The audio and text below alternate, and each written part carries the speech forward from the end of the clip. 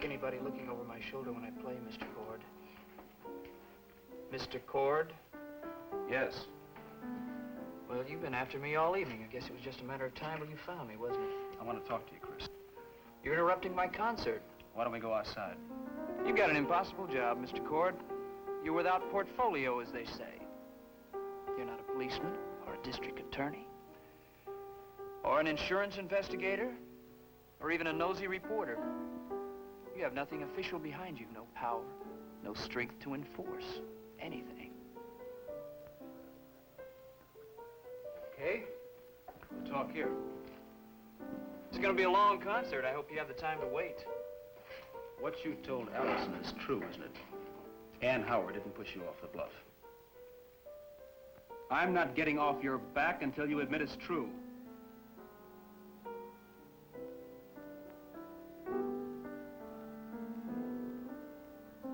That's just the first movement of my concert, Mr. Cord. Only 99 more to go.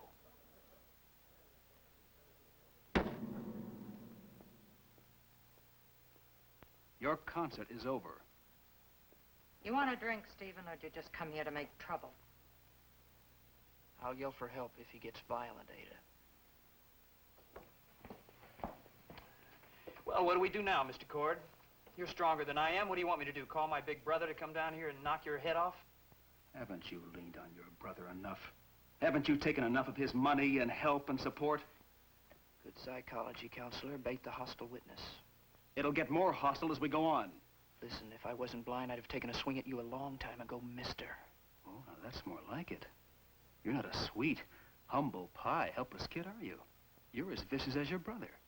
Only he comes out with it, out in the open. You hide behind your blindness.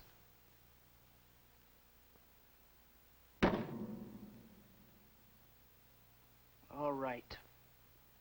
The witness is hooked. I'm getting irritated. Because you're blind, you get even with the world by torturing people, like you're torturing Ann Howard.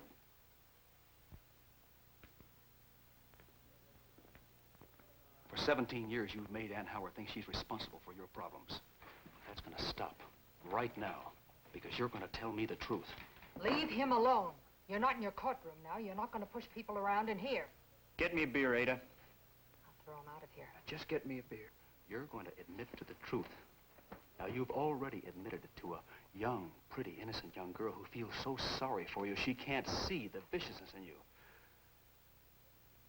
She's your first girl, isn't she? Allison Kinsey. You even like the sound of her name, don't you? She's your first girlfriend, and she's made you feel so decent you've done a very strange thing. You've told her the truth. Oh, that word, truth. And that's what I want from you, even though you're handicapped. This is just what you did to my Rita when you had her on the witness stand. It's all you know how to do, isn't it? Push people around, hurt them, tear them apart. He's not gonna push anybody around, Ada. Why don't you take a walk for yourself, Mac? I guess you wanted a public debate, didn't you? The public feels sorry for you, Chris. They don't know you like I do. You want us to throw you out of here? Don't press your luck.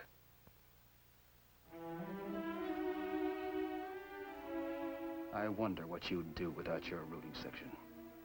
I'm not afraid of you.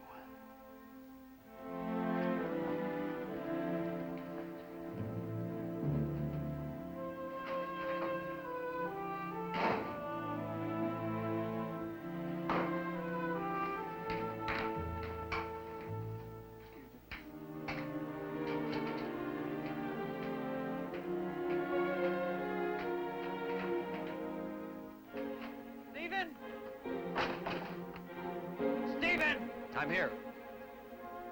Right here. There's no rooting section out here. What'd you come out for? To call your bluff.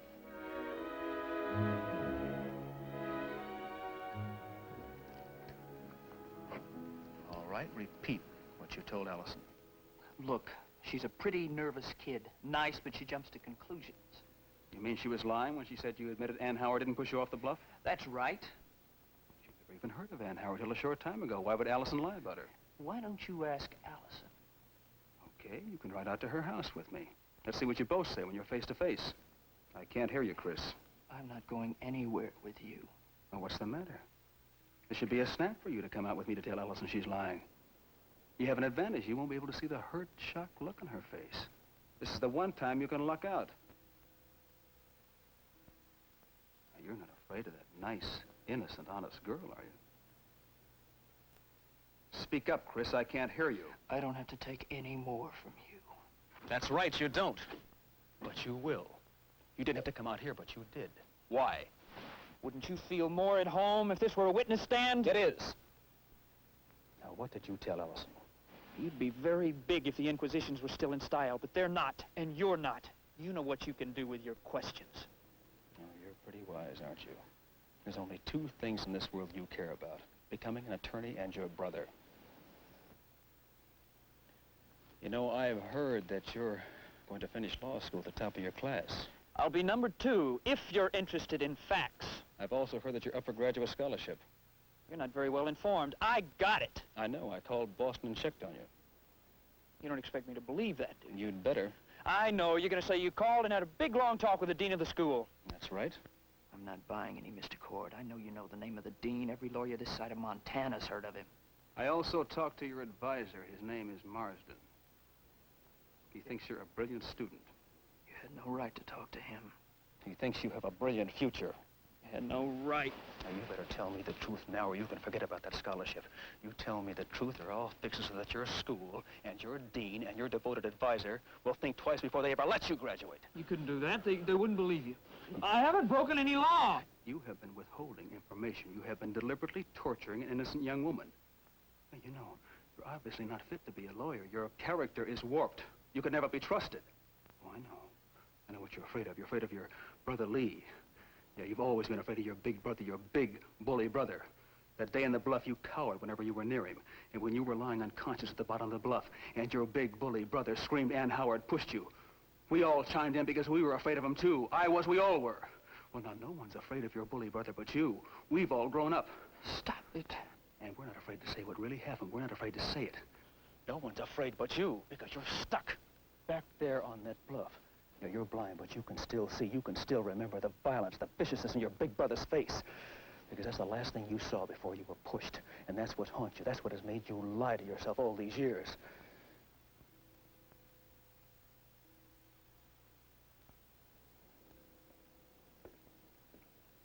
Okay, I am tired of talking to you.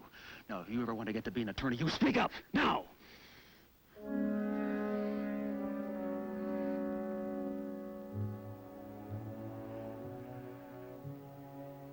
Ann Howard didn't push me. I lied when I said she did. She didn't push me.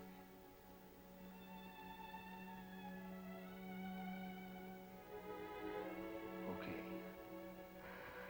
I'll prepare a statement for you to sign to that effect. And after you sign it, you can leave town or do whatever you want to do. I don't care. But you're going to give me a signed statement. Now, that's the deal.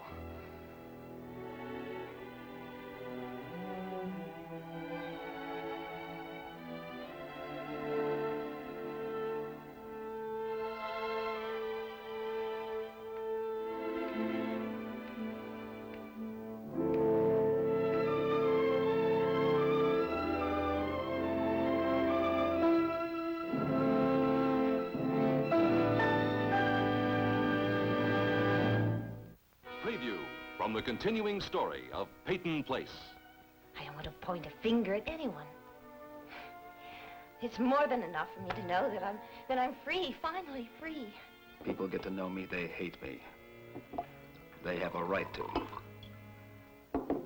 She had every right to hate me. I didn't mean to hurt you. It was an accident. I didn't mean it.